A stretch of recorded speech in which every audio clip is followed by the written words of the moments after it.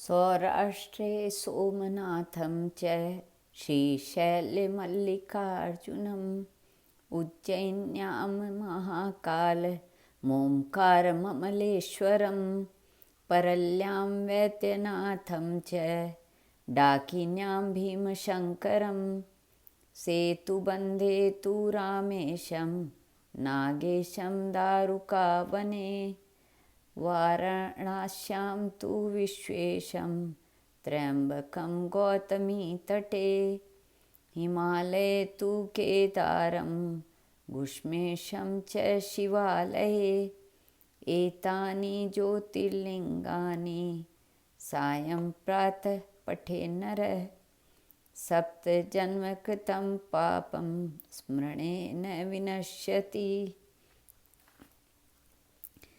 श्री वैद्यनाथ। यह ज्योतिर्लिंग बिहार प्रांत के संथाल परगने में स्थित है। शास्त्र और लोक दोनों में इसकी बड़ी प्रसिद्धि है। इसकी महिमा का वर्णन भूरिशः किया गया है। इसकी स्थापना के विषय में यह कथा कही जाती है। एक बार राक्षस राज रावण ने हिमालय पर जाकर भगवान शिव का दर्शन प्राप्त करने के लिए बड़ी घोर तपस्या की। उसने एक एक करके अपने सिर काटकर शिवलिंग पर चढ़ाने शुरू किए।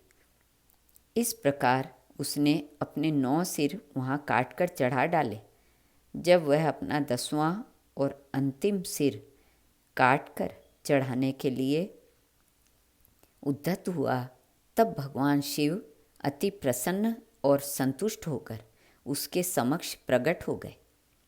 शीश काटने को उद्धत रावण का हाथ पकड़कर उन्होंने उसे वैसा करने से रोक दिया। उसके 9 सिर भी पहले की तरह जोड़ दिए और अत्यंत प्रसन्न होकर उससे वर मांगने को कहा। रावण ने वर के रूप में भगवान शिव से उस शिवलिंग को अपनी राजधानी लंका में ले जाने की आज्ञा मांगी। भगवान शिव ने उसे यह वरदान तो दे दिया, लेकिन एक शर्त भी उसके साथ लगा दी। उन्होंने कहा, तुम इसे ले जा सकते हो, किंतु यदि रास्ते में इसे कहीं रख दोगे तो यह वहीं अचल हो जाएगा। तुम फिर उसे उठा न सकोगे। रावण इस बात को स्वीकार कर उस शिवलिंग को उठाकर लंका के लिए चल पड़ा। चलते चलते एक जगह मार्ग में उसे लघु शंका करने की आवश्यकता महसूस हुई। वह उस शिवलिंग को एक अहीर के हाथ में थमाकर लघु शंका की निवृत्ति के लिए चल पड़ा। उस अहीर को शिवलिंग का भार बहुत अधिक मालूम दिया। वह उसे संभाल न सका। विवश होकर उसने उसे वहीं भूमि पर रख दिया। रावण जब लौट कर आया तब फिर बहुत प्रयत्न करने के बाद भी उस शिवलिंग को किसी प्रकार भी उठा न सका। अंत में निरुपाय होकर उस पवित्र शिवलिंग पर अपने अंगूठे का निशान बनाकर उसे वहीं छोड़कर लंका को लौट गया। तत्पश्चात ब्रह्मा, विष्णु आदि देवताओं ने वहाँ आकर उस शिवलिंग का पूजन किया। इस प्रकार वहाँ उसकी प्रतिष्ठा कर वे लोग अपने अपने धाम को लौट गए। यही ज्योतिर्लिंग श्री वैद्यनाथ के नाम से जाना जाता है। यह वैद्यनाथ ज्योतिर्लिंग अनंत फलों को देने वाला है। यह 11 अंगुल ऊंचा, इसके ऊपर अंगूठे के आकार का गड्ढा है। कहा जाता है कि यह वही निशान है जिसे रावण ने अपने अंगूठे से बनाया था। यहाँ दूर दूर से तीर्थों का जल लाकर चढ़ाने का विधान है। रोग मुक्ति के लिए भी इस ज्योतिर्लिंग की महिमा बहुत प्रसिद्ध है।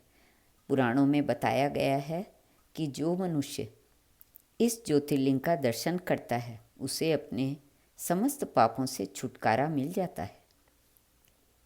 उस पर भगवान शिव की कृपा सदा बनी रहती है। दैविक भौतिक कष्ट उसके पास भूल कर भी नहीं आते। भगवान भूत भावन की कृपा से वह सारी बाधाओं समस्त रोगों शोकों से छुटकारा पा जाता है। उसे परम शांतिदायक शिव धाम की प्राप्ति होती है। उसके सारे कृत्य भगवान शिव को समर्पित करके किए जाते हैं।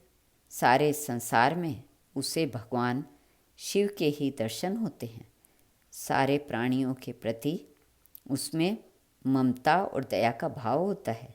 सभी भेदों में उसकी अभेद दृष्टि हो जाती है। किसी भी प्राणी के प्रति इसमें ईर्ष्या, द्वेष, वैर, घृणा, क्रोध का अभाव हो जाता है। ऐसा भक्त सदैव सभी के कल्याण और हित में लगा रहता है। भगवान शिव की भक्ति का यह अमोघ फल हमें अवश्य ही प्राप्त करना चाहिए। श्री कृष्णार्पणमस्तु।